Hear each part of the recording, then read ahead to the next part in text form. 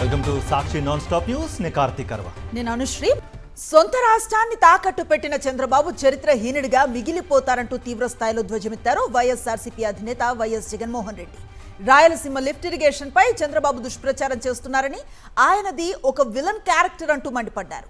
Chandrababu and co బరి తెగించి మాట్లాడటం చూస్తుంటే రేవంత్ రెడ్డితో చీకటి ఒప్పందానికి అధికార ముద్ర వేసినట్లుందన్నారు వైఎస్ జగన్మోహన్ రెడ్డి.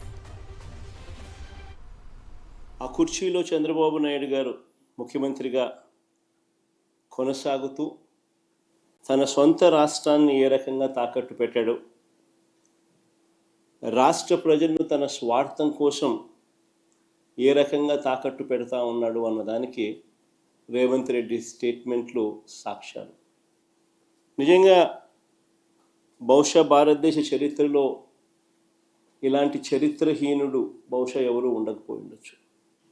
చంద్రబాబు నాయుడు గారు, ఆయన ఇరిగేషన్ మంత్రి, ఇద్దరు కూడా తెలంగాణ ముఖ్యమంత్రి అన్న మాటలను ఖండిస్తారు అని చెప్పి అందరం కూడా ఆశించాం. ప్రతి రైతు కూడా ముఖ్యమంత్రి ఈ స్థాయికి దిగజారిపోడు అని చెప్పి ప్రతి రైతు కూడా ఆశపడ్డాడు. కానీ ఆశ్చర్యం ఏమిటి అంటే చంద్రబాబు నాయుడు గారు తన ఇరిగేషన్ మంత్రితో తాను మాట్లాడించిన మాటలు, చంద్రబాబు నాయుడు గారు మాట్లాడుతూ ఉన్న మాటలు చూస్తే రాయలసీమ లిఫ్ట్ ఇరిగేషన్ స్కీమ్ అవసరం లేదు అంటూ వీళ్ళు మాట్లాడుతూ ఉన్న మాటలు చూస్తే రేవంత్ రెడ్డితో చంద్రబాబు నాయుడు గారికి ఉన్న రహస్య ఒప్పందానికి అధికార ముద్ర వేసినట్టే. చంద్రబాబు రాజ్యాంగానికి విరుద్ధంగా అప్పులు చేస్తున్నారని ఆగ్రహం వ్యక్తం చేశారు వైఎస్ఆర్సీపీ అధినేత వైఎస్ జగన్. 2019లో బాబు దిగిపోయే నాటికి 3,90,247 కోట్ల రూపాయలు అప్పులు చేశారన్నారు. ఇప్పుడు బాబు పాలన 2 ఏళ్లు గడవక ముందే 3,02,303 కోట్ల రూపాయలు అప్పులు చేశారని నిపుణులు చెరిగారు. తాము చేసిన అప్పుల్లో 90.7% అప్పులు చంద్రబాబు 2 ఏళ్లలోనే చేశారని మండిపడ్డారు వైఎస్ జగన్. చంద్రబాబు నాయుడు గారు ఈ 2 సంవత్సరాలు కూడా కాక మునిపే ఈయన గారు ఇప్పటికే ఎంత చేసినాడో తెలుసా? అప్పు 3,02,303 కోట్లు. అంటే మేము 5 ఏళ్లలో చేసిన అప్పులో 90.87% ఈయన 2 ఏళ్ళు తెరక్క తలికి ఇప్పటికే చేసేసినాడు. నిజంగా ఆశ్చర్యం కలిగించే విషయం. మనం ప్రతి ఏటా సంక్షేమ క్యాలెండర్ విడుదల చేసి వాటిని క్రమం తప్పకుండా మనం అమలు చేస్తే చంద్రబాబు నాయుడు గారు అప్పులు తెచ్చుకోవడానికి క్యాలెండర్ విడుదల చేస్తున్నాడు. వచ్చే 3 నెలల కాలంలో మరో 11,000 కోట్లు ఆయన అప్పు చేయడానికి కోసం ఆర్బీఐకి ఇండెంట్ పెట్టినాడు. ఈ అప్పులు తేవడానికి కూడా ఒక పద్ధతి లేదు, ఒక పాడు లేదు. రాజ్యాంగాన్ని కూడా ఉల్లంఘిస్తూ ఉన్నాడు. మెడికల్ కాలేజీల ప్రైవేటీకరణ అతిపెద్ద స్కామ్ అని ఆరోపించారు వైఎస్ జగన్. కోటి సంతకాల అంశాన్ని కోర్టు దృష్టికి తీసుకువెళ్లామన్నారు. మెడికల్ కాలేజీలు తీసుకోవటానికి ఎవరు రాకపోవటం మంచి పరిణామం అన్నారు వైఎస్ జగన్. న్యాయ పోరాటంలో భాగంగా ఈరోజు కోర్టులో నేను అడ్మిట్ కూడా అయింది కదా. మొత్తం కోటి సంతకాలకు సంబంధించిన ప్రజల వాయిస్ను నిన్న వైఎస్ఆర్సీపీ అఫీషియల్గా కోర్టు ఫైల్ చేసింది. కోర్టు దాన్ని యాక్సెప్ట్ చేసింది. 6 వారాల్లో గవర్నమెంట్ స్పందించారని చెప్పి గవర్నమెంట్కి కూడా సమన్లు పంపించింది. That cases going on in the court. ఫ్రీగా ఇవ్వడమే కాకుండా ఆ ఫ్రీగా ఇచ్చిన దాంతో సంతృప్తి చెందక ఆ జీతాలు కూడా 2 ఏళ్ల పాటు ఆ మెడికల్ కాలేజీలు నడపడానికి సంబంధించిన జీతాలు కూడా సంవత్సరానికి 60 కోట్ల రూపాయలు, 2 ఏళ్లకు 120 కోట్లు ఒక్కొక్క కాలేజీకి అయ్యే ఖర్చు ఈయన ఇస్తాడంట ఎదురు వాళ్ళకు. ఆ కిమ్స్ వాళ్ళు పార్టిసిపేట్ చేశానని ఫస్ట్ టప డబ్బా కొట్టుకున్నారు. మళ్ళీ వెంటనే కిమ్స్ వాళ్ళు మేము పార్టిసిపేట్ చేయడం లేదు, ఈ స్కాముల్లో మాకు సంబంధం లేదు అని చెప్పి వాళ్ళు వెనక్కి తప్పుకున్నారు. వెనక్కి తప్పుకునేసరికి వీళ్ళకి ఏం చేయాలో దిక్కు తెలియలే. ఎవడో ఎల్లయ్యతోనూ పుల్లయ్యతోనూ డ్రైవర్లతోనూ వంట మనుషులతోనూ అప్లికేషన్లు పెట్టిస్తూ ఉన్నారు. పెట్టించి వాళ్ళకైనా సరే నేను ఇస్తానంటానండి ఇప్పుడు చంద్రబాబు. రాజధానిలో 2వ దశ భూ సమీకరణపై మాజీ ముఖ్యమంత్రి వైఎస్ జగన్ ఆగ్రహం వ్యక్తం చేశారు. మొదటి దశలో తీసుకున్న భూమినే అభివృద్ధి చేయకుండా మళ్ళీ 2వ దశ ఎందుకని ప్రశ్నించారు. 1,00,000 ఎకరాల్లో మౌలిక సదుపాయాల కల్పనకే 2 లక్షల కోట్లు అవసరం అవుతాయని, ఇంత డబ్బు చంద్రబాబు ఎక్కడి నుంచి తెస్తారని వైఎస్ జగన్ నిలదీశారు. In the initial first phase, you said you wanted 50,000 acres and you need 2 crores per acre to lay these roads, give electricity, give in water, connect them with sewerage system. And to provide for this, according to your own DPR, you said it requires 2 crores per acre. Probably because of your scams, or probably because of reasons known to you alone. Now you and your Benamis have procured land here, so you've decided the capital here. Now for 50,000 acres, at the rate of 2 crores per acre, according to your own DPR, it costs 1 lakh crores. Now this 1 lakh crores, God knows when it's going to come, God knows how it's going to come. Now, forget about that aspect. Now you want to add one more 50,000 acres of land. You want to add another 50,000 acres of land, which costs you another 1 lakh crores. So you're actually talking about 2 lakh crores requirement, 1 lakh acres of land you want to develop. What kind of insanity is this when the first 50,000 acres itself is not developed? When the farmers are crying about it, that what have you done? Why did you take our land? We are left with nothing now. And there is no development also because of 1 lakh crores that is required to lay the roads, to lay the drainage, to lay the current, to lay the sewerage. So this is the situation there. You're talking about acquiring another 50,000 acres. So the insanity is prevailing. రాజధాని పేరుతో కూటమి ప్రభుత్వం ఇష్టారాజ్యంగా వ్యవహరిస్తోందని మండిపడ్డారు మాజీ మంత్రి వైఎస్ఆర్సీపీ నేత శైలజనాథ్. రాజధాని చంద్రబాబు జాగిరా, ఉత్తరాంధ్ర రాయలసీమలకు రాజధానితో సంబంధం లేదా అని ప్రశ్నించారు. చంద్రబాబు చర్యలతో రాజధాని ప్రాంత రైతులే ప్రభుత్వంపై తిరగబడుతున్నారని అన్నారు శైలజనాథ్.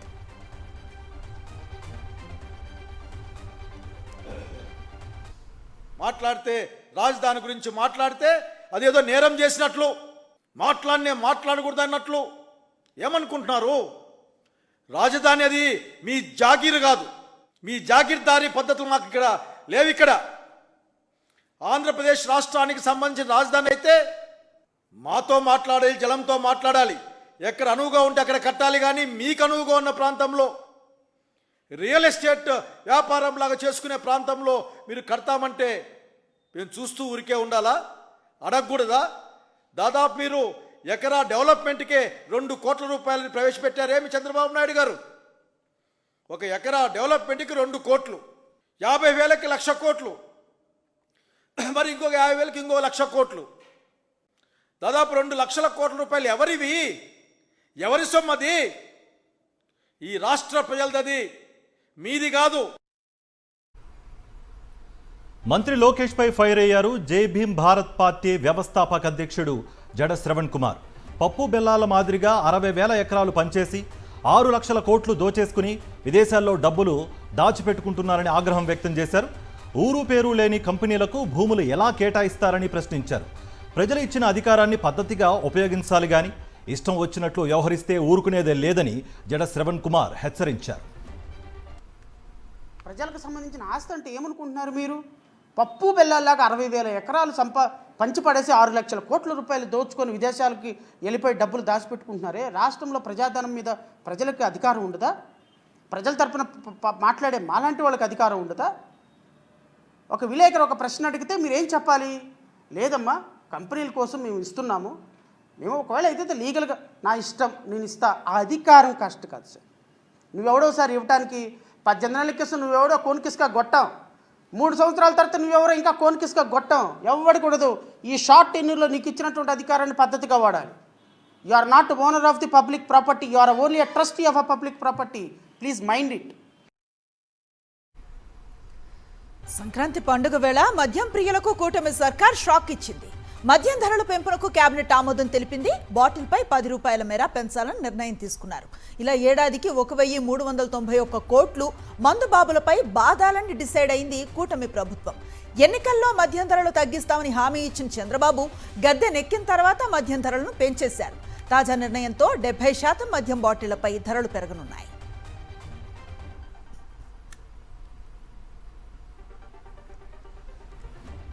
లిక్కర్ సిండికేట్కు చంద్రబాబు ప్రభుత్వం దాసోహమైంది. మద్యం బాటిళ్ల ధరలు పెంచిన మందుబాబులపై భారం మోపిన చంద్రబాబు సర్కార్ బార్లకు మాత్రం అదనపు రీటైల్ ట్యాక్స్ తొలగించాలని నిర్ణయించారు. ఈ నిర్ణయంతో ఏడాదికి 340 కోట్ల మేర బార్ల సిండికేట్కు లబ్ధి చేకూరనుంది. లిక్కర్ సిండికేట్ కోరినట్లు ఏపీ కేబినెట్ నిర్ణయం తీసుకుంది. లిక్కర్ సిండికేట్ కోసం ప్రభుత్వ ఆదాయానికి గండి కొట్టారు. ప్రభుత్వ పెద్దలతో కుదిరిన డీల్ మేరకు ట్యాక్స్ రద్దు చేసినట్లు సర్వత్రా విమర్శలు వ్యక్తమవుతున్నాయి.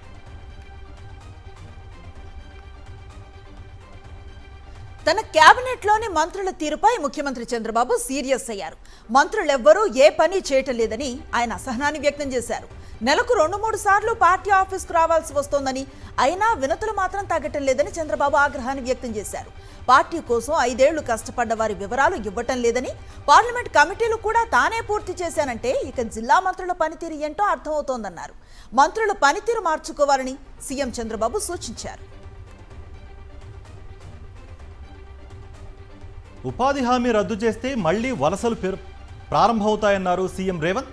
ఉపాధి హామీపై ఉద్యమానికి ప్రత్యేక కార్యాచరణ పెట్టామన్నారు. ఫిబ్రవరి 3 నుంచి ప్రతి జిల్లాలో 1,00,000 మందితో సభలు పెడతామని అన్నారు. 9 ఉమ్మడి జిల్లాల్లో బహిరంగ సభలు పెట్టి పర్యటన చేస్తామని అన్నారు. సభలకు సోనియాతో సహా అగ్రనేతలకు ఆహ్వానిస్తామన్నారు సీఎం రేవంత్. ఫిబ్రవరి 3 తారీఖు నుంచి 9 ఉమ్మడి జిల్లాలు ఉన్నాయి. మనకు హైదరాబాదు జిల్లాలో ఉపాధి హామీ ఉండదు కాబట్టి మిగతా గ్రామీణ ప్రాంతాల్లో ఉన్న 9 జిల్లాలలో ఫిబ్రవరి 3 తారీఖు నాడు మహబూబ్ నగర్ జిల్లాలో మొదలుపెట్టి ప్రతిరోజు ఒక్క జిల్లాలో ఒక్కొక్క 1,00,000 మందితోని దీనికి వ్యతిరేకంగా పెద్ద ఎత్తున బహిరంగ సభలు చేద్దాం. 9 జిల్లాలు నేను పర్యటన చేస్తా. పెద్ద ఎత్తున సభలు పెట్టాలి. ప్రతి సభకు ఒక మంత్రికి బాధ్యత ఇచ్చి 9 సభల నిర్వహణ కూడా దీన్ని ముందుకు తీసుకెళ్ళాలి. ఈ నిర్వహణ బాధ్యతను, సమన్వయ బాధ్యతను పొంగులేటి శ్రీనివాసరెడ్డి గారిని తీసుకోవాల్సిందిగా నేను చెప్తున్నాను. బీఆర్ఎస్ అధినేత కేసీఆర్ ను కలిశారు మంత్రులు సీతక్క, కొండా సురేఖ. మేడారం జాతరకు రావాలని కేసీఆర్ కు ఆహ్వాన పత్రాన్ని అందించారు. ఎర్రవెల్లిలో కేసీఆర్ ఫామ్ హౌస్ కు వెళ్లిన మంత్రులు సీతక్క, కొండా సురేఖ బీఆర్ఎస్ అధినేతకు స్వయంగా ఆహ్వాన పత్రాన్ని అందించారు. ఈ సందర్భంగా కేసీఆర్ దంపతులకు మంత్రులు పట్టు వస్త్రాలను అందించగా కేసీఆర్ దంపతులు కూడా మంత్రులను సన్మానించారు. దాదాపు 20 నిమిషాల పాటు కేసీఆర్ తో మాట్లాడారు మంత్రులు. మాజీ ముఖ్యమంత్రి కేసీఆర్ యోగక్షేమాలను అడిగి తెలుసుకున్నారు.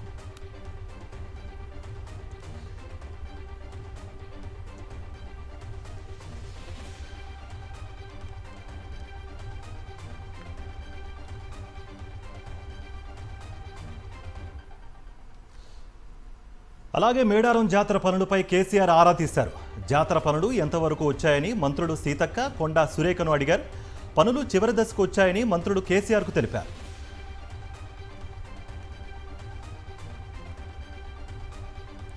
రెండేళ్లలో సీఎం రేవంత్ రెడ్డి బూతులు మాట్లాడటం తప్ప చేసిందేమీ లేదన్నారు BRS working president KTR.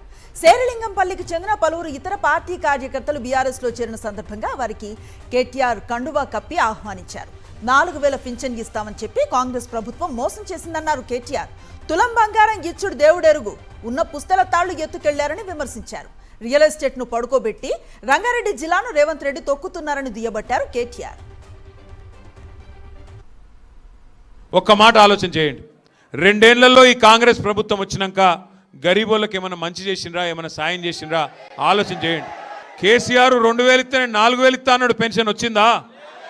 KCR ఒక ముసలమ్మకో ముసలయ్యకో ఇస్తుండు, నేను ఇద్దరికి ఇస్తా అన్నాడు. ఒక్కలకన్నా ఇచ్చిండా? కేసీఆర్ గారు కళ్యాణ లక్ష్మి షాదీ ముబారక్ పేరు మీద 1,00,000 రూపాయలు ఇస్తే నేను తులం బంగారం ఇస్తా అన్నాడు. ఇచ్చిండా? నేను ఆ రోజే చెప్పిన, ఏమని, వీళ్ళు బంగారం ఇచ్చేటోళ్ళు కాదు, మెడల పుస్తల తాడు కూడా ఇచ్చకపోయే బ్యాచ్ ఇది, మంచోళ్ళు కాదని చెప్పిన.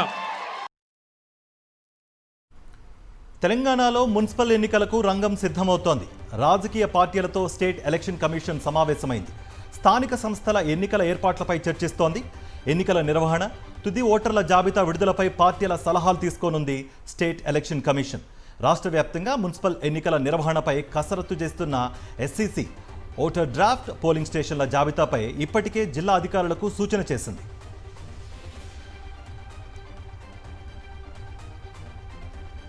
నల్లగొండను మున్సిపల్ కార్పొరేషన్ చేస్తానన్న హామీని నెరవేర్చామన్నారు మంత్రి కోమటిరెడ్డి వెంకటరెడ్డి. నల్లగొండను హైదరాబాద్కు ధీటుగా అన్ని విధాలుగా అభివృద్ధి చేస్తామన్నారు. ఈ నేపథ్యంలో పలు అభివృద్ధి కార్యక్రమాలకు శంకుస్థాపనలు చేశారు. భవిష్యత్తులో నల్గొండను స్మార్ట్ సిటీగా తీర్చిదిద్దుతామన్నారు. R&B శాఖ ద్వారా 200 కోట్లతో నల్గొండ చుట్టూ ఔటర్ రింగ్ రోడ్ 700 కోట్లతో భూగర్భ డ్రైనేజీని నిర్మిస్తున్నామన్నారు. త్వరలో జరగబోయే కార్పొరేషన్ ఎన్నికల్లో కాంగ్రెస్ అభ్యర్థులను గెలిపించాలని కోరారు మంత్రి కోమటిరెడ్డి వెంకటరెడ్డి.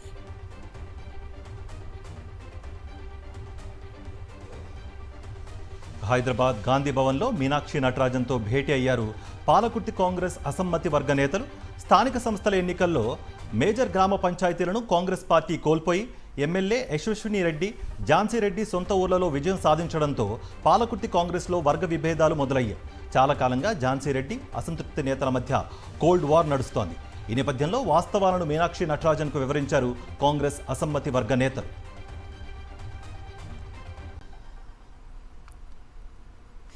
పదహారు మంది అధికారులకు పోస్టింగ్ ఇవ్వకుండా వేధించిన ఏపీ సీఎం చంద్రబాబు బాటలోనే తెలంగాణ సీఎం రేవంత్ రెడ్డి నడుస్తున్నారని బీఆర్ఎస్ నేత ఆర్ఎస్ ప్రవీణ్ విమర్శించారు. 3 ఐపీఎస్లను చంద్రబాబు జైలుకు పంపారన్నారు. అధికారులను వేధిస్తుంటే ఐపీఎస్, ఐఏఎస్ అధికారుల సంఘాలు ఏం చేస్తున్నాయని ప్రశ్నించారు. ప్రభాకర్ రావును వేధిస్తుంటే ఎందుకు స్పందించట్లేదన్న ఆర్ఎస్ ప్రవీణ్ కుమార్ రేపు మీ జోలికి రారని అనుకుంటున్నారా అంటూ ప్రశ్నించారు. ఒక 3 రోజుల ముచ్చట ఉండే ఈ పోస్టుల్లో ఆ పోస్టుల్లో ఉండాలనో లేకపోతే ముఖ్యమంత్రి గారు హోంమంత్రి గారి మెప్పు పొందాలనో మీరు అడ్డదారులు దొక్కుతున్నారన్న ఆందోళన మాకు కలుగుతూ ఉన్నది. ఇది మంచి సంస్కృతి కాదు. నా పోలీసు మిత్రులకు నేను చెప్తా ఉన్నా, ఐఏఎస్లో ఉండే మిత్రులకు కూడా చెప్తా ఉన్నా. ఇవాళ ప్రభాకర్ రావుకి ఇవాళ అయింది, రేపు మీకు కూడా కాదని గ్యారంటీ ఉన్నది.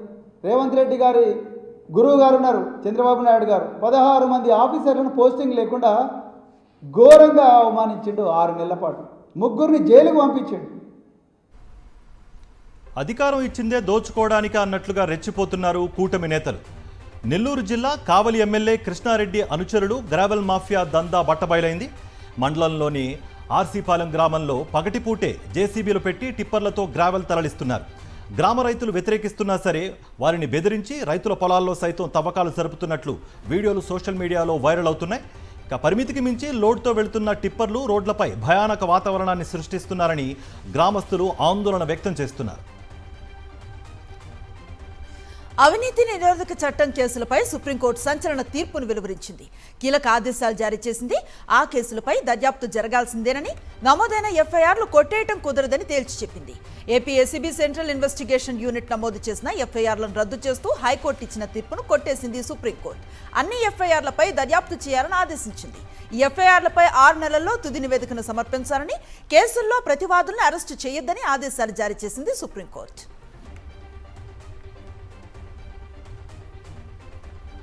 చైనా మాంజా వల్ల ఎవరికైనా హాని కలిగితే ఎగరవేసిన వారిపై కేసులు పెడతామని హెచ్చరించారు హైదరాబాద్ సిపి సజ్జనార్. హైదరాబాద్లో అన్ని జోన్లలో దాడులు నిర్వహించి పెద్ద ఎత్తున నిషేధిత మాంజాను స్వాధీనం చేసుకున్నామని తెలిపారు ఆయన. ఎక్కడైనా గోడౌన్స్లో, షాపుల్లో చైనా మాంజా స్టాక్ కనిపిస్తే కఠిన చర్యలు తప్పవని హెచ్చరించారు. ఈ కామర్స్ సైట్స్, సోషల్ మీడియాలో అమ్మినా కేసులు పెడతామన్నారు సిపి. ఆఫీసర్స్ ప్లస్ మన టాస్క్ ఫోర్స్ ఆఫీసర్స్ స్వయంతంగా జాయింట్ ఆపరేషన్స్ని కండక్ట్ చేసి చాలా చోట్ల కేసు పెట్టడం జరిగింది. ఇప్పుడు దాకా మొత్తము 103 కేసుని మనం కట్టడం జరిగింది. దాదాపు 143 మందిని అరెస్ట్ చేయడం జరిగింది. 1,24,52,000 పైన వాల్యూ ఉన్న ఒక బాబిన్స్ని, 6,226 బాబిన్స్ని మనము సీజ్ చేయడం జరిగింది.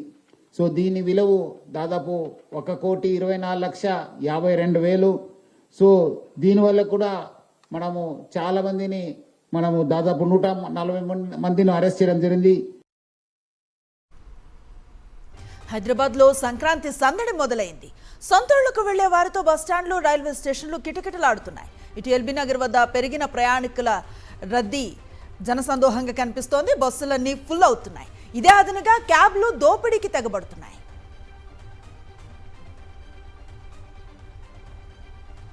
సంక్రాంతి పండుగ నేపథ్యంలో స్పెషల్ ట్రైన్స్ని ఏర్పాటు చేసింది దక్షిణ మధ్య రైల్వే.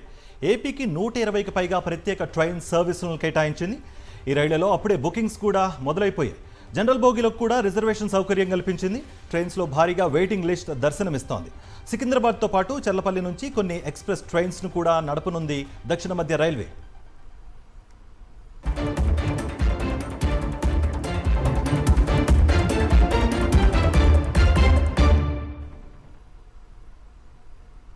నేషనల్ న్యూస్ కోల్కతాలోని ఐపాక్ ఆఫీస్ వద్ద హై డ్రామా నెలకొంది.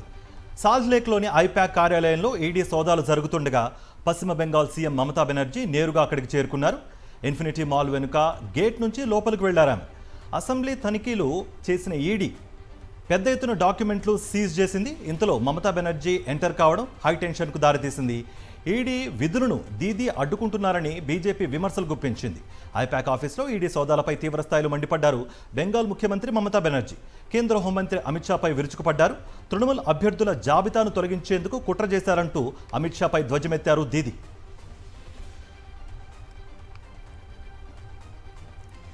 ప్రధాని నరేంద్ర మోదీ ఇవాళ ఏఐ స్టార్టప్స్ అధినేతలతో జరిగిన రౌండ్ టేబుల్ సమావేశంలో కీలక వ్యాఖ్యలు చేశారు. ఢిల్లీలో తన నివాసంలో నిర్వహించిన భారతీయ ఏఐ స్టార్టప్స్ రౌండ్ టేబుల్ సమావేశానికి ఆయన అధ్యక్షత వహించి మాట్లాడారు. భారతీయ ఏఐ నమూనాలు నైతికంగా, నిష్పాక్షికంగా, పారదర్శకంగా, డేటా గోప్యత సూత్రాల ఆధారంగా ఉండేలా చూసుకోవాల్సిన అవసరం ఉందని నొక్కి చెప్పారు. వచ్చే నెలలో జరగనున్న ఇండియా ఏఐ ఇంపాక్ట్ సమ్మిట్ 2026 పై సమావేశంలో సుదీర్ఘ చర్చ జరిగింది. ఈ సమావేశంలో 12 స్టార్టప్స్ సంస్థలు సీఈఓలు, ప్రతినిధులు పాల్గొన్నారు.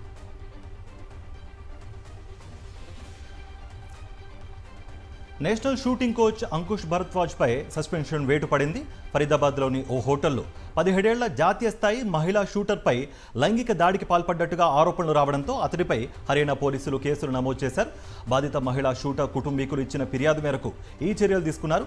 సాక్షుల నుంచి వాంగ్మూలాలను రికార్డ్ చేయడం, సీసీటీవీ ఫుటేజ్ను భద్రపరిచే దిశగా పోలీసులు దర్యాప్తు చేపట్టారు.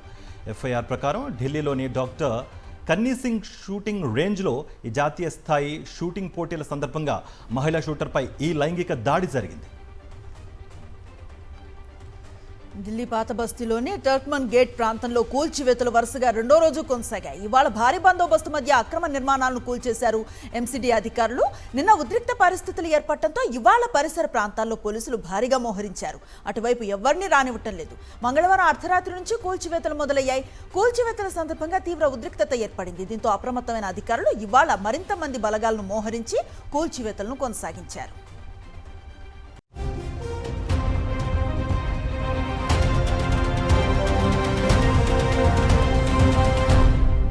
కువైట్లో మాదక ద్రవ్యాల అక్రమ రవాణాకు పాల్పడిన 2 భారతీయులకు అక్కడి కోర్టు అత్యంత కఠిన శిక్ష విధించింది. భారీ మొత్తంలో డ్రగ్స్తో పట్టుబడిన 2కి మరణశిక్ష ఖరారు చేస్తూ కోర్టు సంచలన తీర్పు వెలువరించింది. కువైట్లో డ్రగ్స్ మాఫియాపై యుద్ధం ప్రకటించిన అక్కడి ప్రభుత్వం తాజాగా మాదక ద్రవ్యాల అక్రమ రవాణా కేసులో పట్టుబడిన 2 భారతీయులకు మరణశిక్ష విధించింది.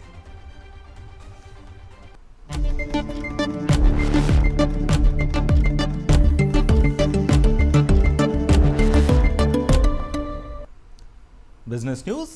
దేశీయ స్టాక్ మార్కెట్ సూచీలు భారీ నష్టాల్లో ముగిశాయి. సెన్సెక్స్ 780 పాయింట్లు నష్టపోయింది. నిఫ్టీ 263 పాయింట్లు నష్టపోయి 26,000 దిగువన ముగిసింది. దీంతో 8 లక్షల కోట్ల రూపాయల మేర మదుపర్ల సంపద ఆవిరైంది.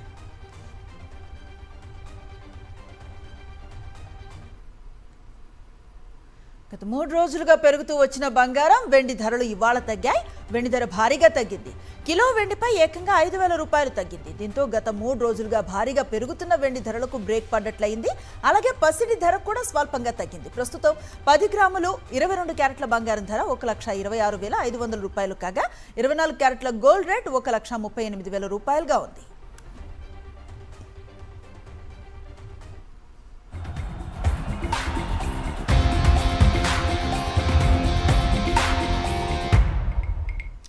Sports updates. 5 టెస్టుల యాషెస్ సిరీస్ను ఆస్ట్రేలియా 4-1తో కైవసం చేసుకుంది. సిడ్నీ వేదికగా జరిగిన చివరి మ్యాచ్లో ఆసీస్ 5 వికెట్ల తేడాతో విజయం సాధించింది.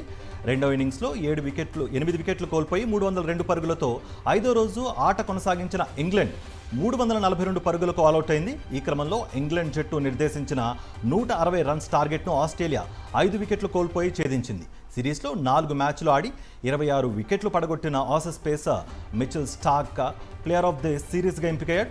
ఈ మ్యాచ్తో ఖవాజా అంతర్జాతీయ క్రికెట్కు వీడ్కోలు పలికాడు.